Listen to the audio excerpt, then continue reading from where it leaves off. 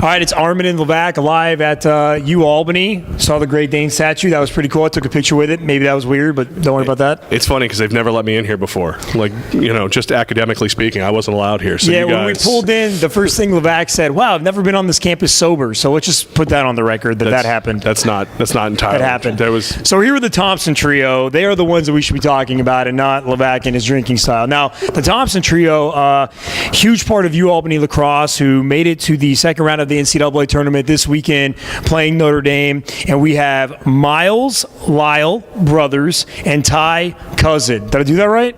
Yep. Yeah, A+ so far. I haven't screwed it up yet. We're like 60 seconds in. All right, so you guys tell me, first of all, the upset over Loyola over the weekend. All I know is that I'm watching TV, and on SportsCenter, they're like, huge upset, Albany Lacrosse over Loyola. And for SportsCenter to mention Lacrosse number one, and then U Albany, there was a certain amount of pride, I know, amongst us. So, I mean, first of all, Miles, tell me, Loyola, the first round over the weekend, 13-6. What was the feeling of accomplishment after that? We're definitely happy. We beat the number one team in the country. And, that was just, we put hard work into that. And that's something that, it paid off in the end. That's awesome. And then, of course, you two guys, number one, number two on the NCAA single-season scoring list of all time. Lyle, is there like a sense of when you went in there against Loyola, did you guys have a chip on your shoulder of like, we got to prove ourselves? Is that feeling at all? Not at all. I didn't feel like, we had to prove ourselves as a trio. I just thought, we kind of just had to go in there and focus up and, know that we could get the win. Very cool. Ty, are you sick of hearing how they're 1 and 2, seeing as how you're right there at number 3? You're right there with them. You're just as good. Do you want to tell the country how good you are? Get it, baby. I don't know. They deserve that. They've worked real hard to be that number 1 and number 2, but it's kind of tough for me with my position because I'm an inside guy and my game is off ball and defenders just stay right on me and inside, so I got to go around that and find open lanes. But I've been still getting goals here and there, so I find ways to score. Here and there, you're third on the team, man. I don't know. I just play lacrosse. I have fun. Modesty is good. It's something we're unfamiliar with. Like, come on, dude, just say you're the best. It's cool. Yeah, I'd be the goalie. I'd be like, give me the ball. I can score from here. Yeah, just be like, actually, it's amazing that from my position, I'm doing what I'm doing, guys. You can look that up. That's how we would be. All right, so you guys, let me ask this, because the brothers growing up together, and you guys have one older brother, is that right? We have two. Two older brothers, okay. And with two older brothers, the four of you, how competitive as brothers are you guys? That just go. I don't know if you ever seen our backyard, games, 2-on-2. It's not just like a regular game. We can't just have a pickup game, because it's pretty serious to us. We're pushing each other, almost fighting, and that's just something. Growing up, we had our older brothers there, and we always learn from them. And Lyle, you're the youngest, right? Yeah. So being the youngest, how did the three older brothers help you to develop to, be the best? You know what I'm saying? Yeah, growing up, a lot of people, kind of, youngest is supposed to be the best, that type of thing. But, they all kind of taught me. I always looked up to my oldest brother, Jeremy. He went to Syracuse. And then, my brother, my second oldest, Jerome, he was always the coach. He's always coaching me after every game. Him and my father were always, giving me pointers. And then Miles, I learned on firsthand playing with him, and just, we always did it together. Ty, how close were you guys cousins growing up? Because you were in Canada, is that right? Yeah. And you guys were in the Syracuse area, right? Yeah, but my father's actually from his reservation. We actually grew up from his reservation. He was actually one of our good friends. We'd always, go over and sleep over at his house, stuff like that. Nice. Yeah, like he was saying, we played box cross together. I'd be on his team one year and then his team the next, or we'd play against each other when they'd be playing for Onondaga. So right then and there, that's when we started playing lacrosse together, and we'd go over each other's houses and whatnot, and then so basically since kids we've been hanging out. How great is it not only to be successful at U Albany, but to do it together as a family? I think it means a lot because not often do you see three Thompsons on the same attack line, and two brothers and a cousin. So, it's a pretty good feeling, and we're happy that we actually got to play Division I lacrosse and be good role models for younger generations. How are like the family reunions or family get-togethers? I mean, those just if the four of you guys playing as brothers, and then get the other cousins involved that play too. I mean, that's got to be pretty intense. I mean, we have a family reunion after every game at the tailgates. We had 2 fan buses come to the Loyola game. It was pretty crazy. You know, a fan bus from his res and from our res, and you know, just to see everybody after the game. See, my family just plays ladder golf. Have see, you I guys thought- ever played ladder golf? No, I never even heard of it. All right. So see, they're teaching me lacrosse, and I'll have to teach them ladder We golf. may have to do that. You said tailgating. Like, we can take your tailgating game to a whole nother level. Yeah, guys. we can introduce you guys to some new stuff that you've never seen. Now, I feel like, okay, you guys weren't, I got to tell these two. I didn't get to tell you yet.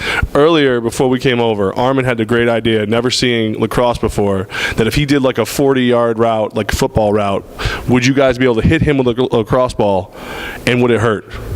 And I told him that not only would you hit him, it would sting like hell. Who wants to tell him how bad it would be? Ty, you think you really hit me? Like if I said, okay, dude, I'm gonna go on a 40-yard out, so 40-yard out pattern, could you just freaking nail me with it? I think so, yeah. Really? We might have to try this. Who would hit him the hardest? I think these two could do it with a backhand. Oh, the backhand? Why couldn't you do it with your backhand? I'm kind of forehand guy? yeah. I'm a simple kind of guy. Yeah. He's a one-handed guy. He likes to go one hand. Yeah, the number one scorer in the country is like, oh, I'm simple. I have one-dimensional game. That's how I score the most goals. Don't have the most points in the country. Don't worry about that. I think we may need to do this. So I don't know. Like maybe this will be like the celebration after you guys win the tournament. You all get to hit Armen with a lacrosse ball. Yeah, we might have to. We could try that. Yeah, because I was just. He's all about it. He is all about it. I was like, oh man, this thing's kind of fun, and you were like, dude, try to throw that on the side of your head and then see how fun it You is. should check out Blaze's bruises all over his legs. Because you guys The goalie? back him or what? Yeah, after games, you know, he's getting shots to the body. Goalie, right? Yeah. Got it. That would make sense. Gotta be crazy to get in that net. Can you imagine practicing with these 3 guys? Like, no thanks. Like, I was thinking about, like, after a family dinner, it would stink. But being the goalie in practice, no. I'd be like, no, just put a stick or a board in there and let these guys figure that out on their own.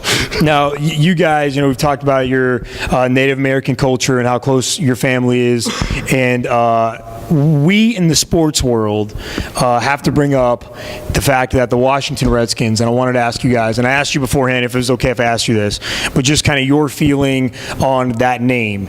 Is it offensive? Do they need to change it? Because we've heard both from Native Americans, and we kind of wanted your grasp and your take on that. You know, my brother actually went out to Omaha, and there was for a screening for the medicine game, and there was a professor that he met.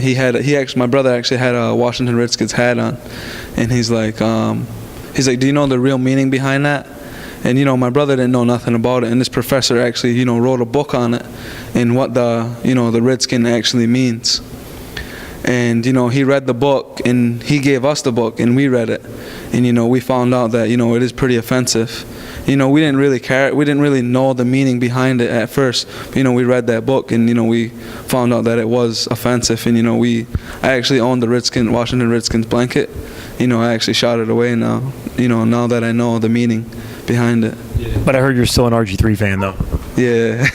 You like that RG3? Okay, just checking. Yeah, I mean, we grew up watching the Washington Redskins. My father was a fan, back when they were good, and but I think the more you learn about it, the more you just learn about what it is and the meaning behind it. The more you lean towards not liking it, and that's kind of how it's been for us. We didn't know too much about it.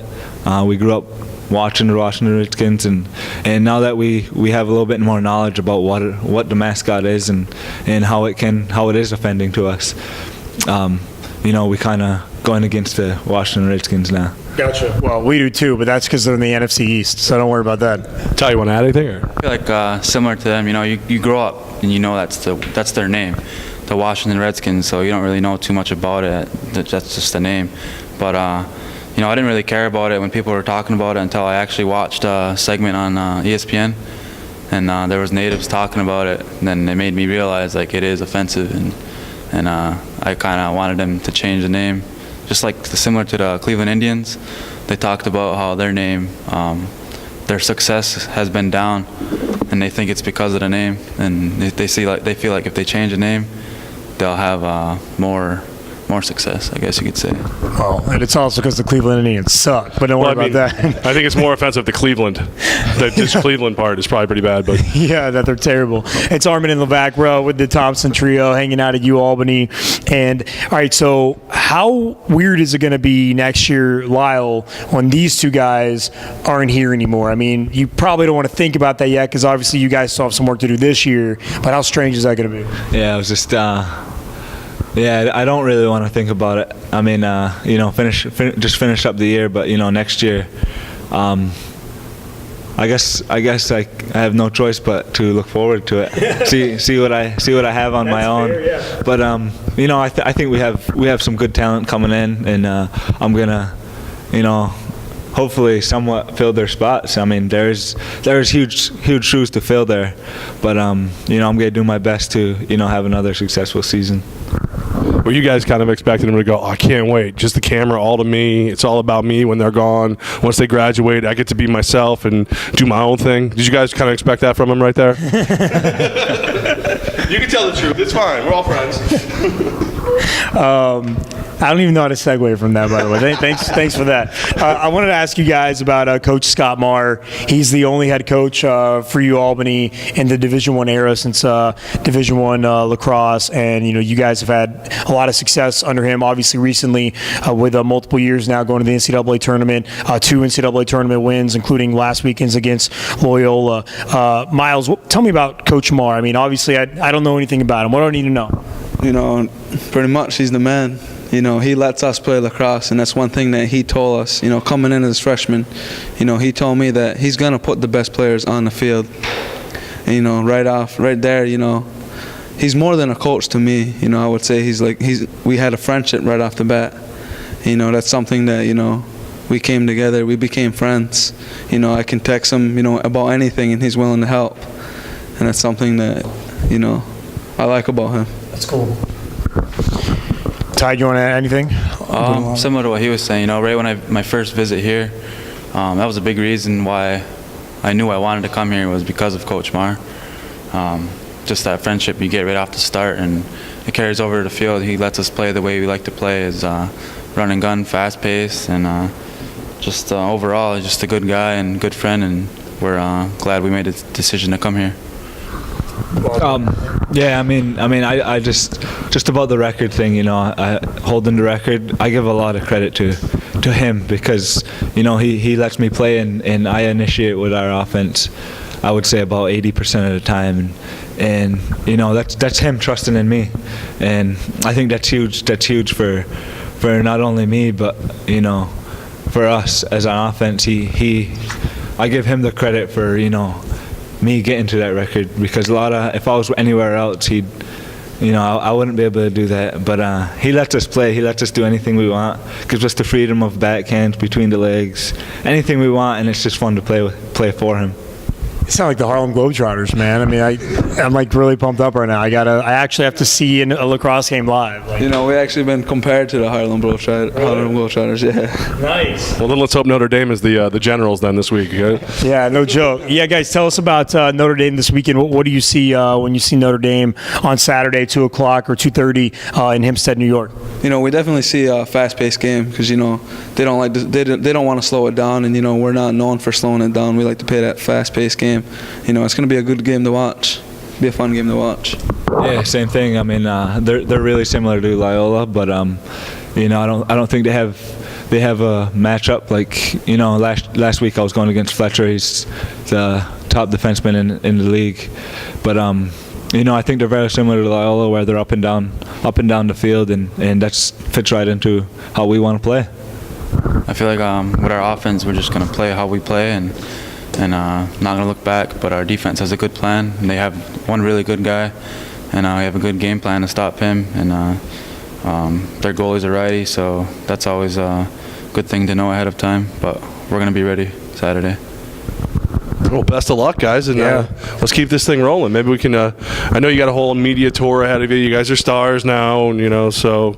But you really deserve it. Really humble guys, great, and thanks so much for making some time for us. Yeah, we're gonna keep an eye on you guys, and like Levack said, hopefully we get to do this again next week. You know what I'm saying? Yeah, looking forward to it.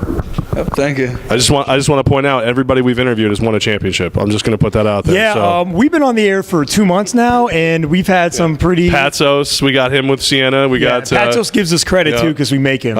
Coach Rick from Union for hockey. We got them. So you guys, you're welcome. There's like a solid mojo going on in here. It's true. We're more than happy to take rings, championship belts, whatever you guys get. We'll take our share. Absolutely. Sounds good. Thanks for having us. It's Armen and Levack with the Thompson Trio at UAlbany. Make sure to pay attention to their game this weekend, 2:30 on national television. It's going to be on ESPN, is that right? Yep, ESPN 2. All right, ESPN 2 this weekend, 2:30 in Hempstead, New York, the second round of the NCAA tournament. Be watching for these guys. And, hey, go Danes, baby.